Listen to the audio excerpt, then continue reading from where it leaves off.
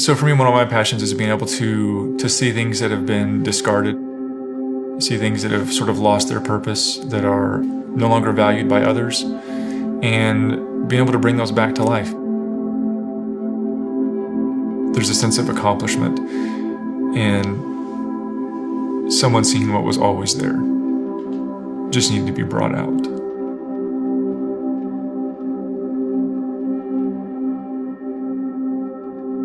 So growing up, my dad was a pastor. He pastored a very small church. There was about 100 people. Everybody knows everybody. Everybody knows you because you're the pastor's kid. The way I viewed my dad growing up, it was very authoritative. He came from a military family, and it was always, you do what I say. There was no questioning. My dad was the ultimate, the last say in everything. And he was your moral example. He was your voice of God and your voice of right and wrong. He had chores that you had to do every day. So whenever Dad would come home from church, he would put on a white glove and look for any kind of dirt around the house. And if there wasn't any, then you got to have dinner. Anytime that you do make a mistake, it's not accepted. And it makes you question, did you try hard enough? And ultimately, you couldn't try hard enough. And so everyone was just afraid. It was basically a household of fear whenever he was home. He spent most of your evening time trying to avoid being at home. Through the Bible, your view of God is He is your Father, and your only relationship like that on earth is your own Father. And so my relationship of God changed to being the same as my Father. So it was very much a dictatorship. It wasn't love-based, it was earn-based. I had no desire for that kind of relationship. So when I was 18, I moved down to Florida to be with my sister.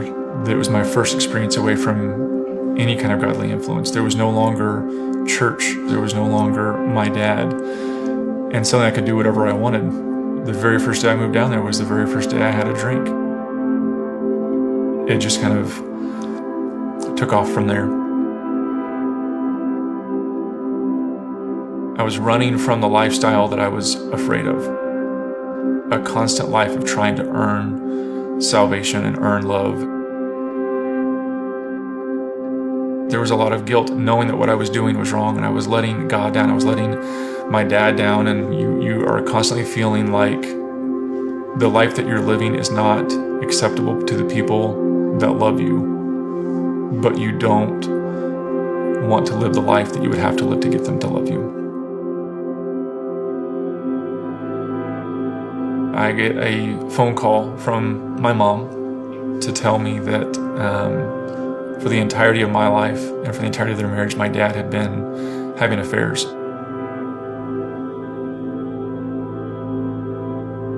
It had been 28 years of this is how you act, this is how you think, and this is what you do, and suddenly you realize that that was so flawed that you don't even know where to begin.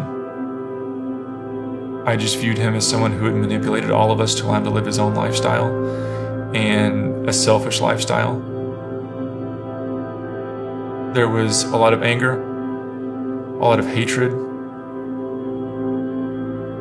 I basically locked myself in my house, turned off my phone, didn't go to work, used up all my vacation time. I couldn't face anyone. I couldn't face myself. I couldn't face where my life was or who I was. It was an extremely dark time. I tried to go back to church, and the minute the pastor came up to the pulpit or up on stage, I was so filled with rage because all that person was someone there to manipulate you. It was someone to be a hypocrite, to tell you how to live when they themselves wouldn't live that way.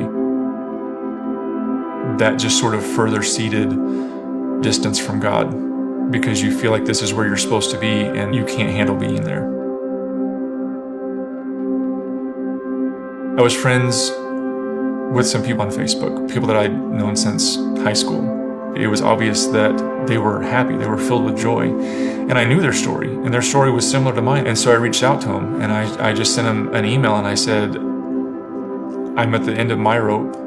You have something that I don't understand, and I want to know where it comes from.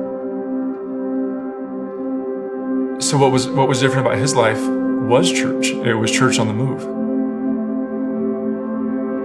it was still very difficult to come back to church. Fortunately, I had known Pastor George from my high school days.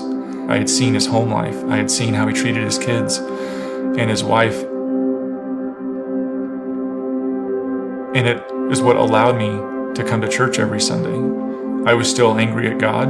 I was still not understanding why my life was where it was, and I was still not understanding what church was about, but I knew I could believe what Pastor George said every weekend.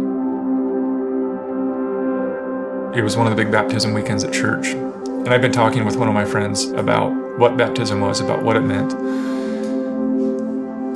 and he leaned over at the end of the service and said, "Do you want to go down there?"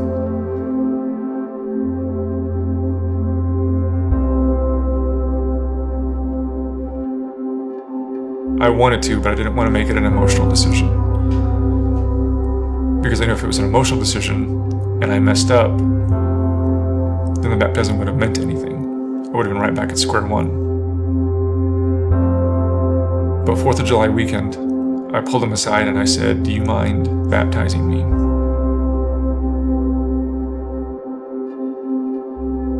To me, it was the beginning of understanding what forgiveness was. Grace and mercy and forgiveness and even love. I knew what movies told you they were about. I knew what books told you what they were about, but I didn't know the actual Christian definition of what any of those words meant. It was seeing God's love in other people. It was seeing how people love each other, that the definitions finally made sense. It's a love that you don't earn, you don't deserve it, but through the sacrifice that God made, through the sacrifice that Jesus made, you just accept it.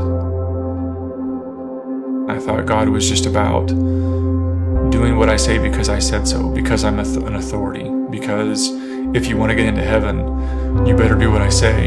And it is a two-way street of love now. It is based on, I want to serve you, I want to do my best for you because I love you, not because I'm afraid of you.